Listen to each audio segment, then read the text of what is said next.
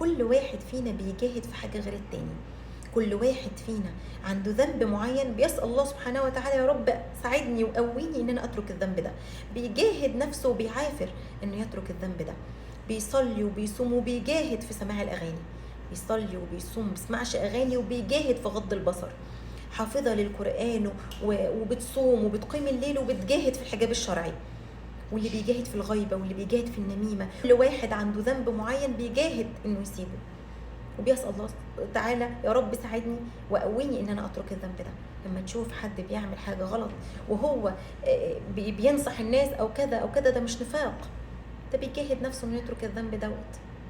ده بيدعو الله سبحانه وتعالى انه يترك الذنب ده.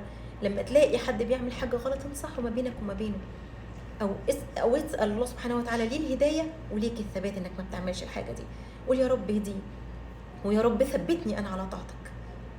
يا جماعه احنا في عصر مليء بالفتن، بنجاهد نفسنا كل يوم نفضل ثابتين على الطاعات اللي احنا بنعملها. لو ضقت المعصيه مسك فيك الشيطان لحاجه تجر حاجه تجر حاجه. احنا كل يوم الصبح يا رب اقذف في قلوبنا حب الطاعه وثبتنا على دينك. يا رب ما تبقاش عون للشيطان على اخيك، ما تبقاش مع الشيطان على اخوك او على اختك.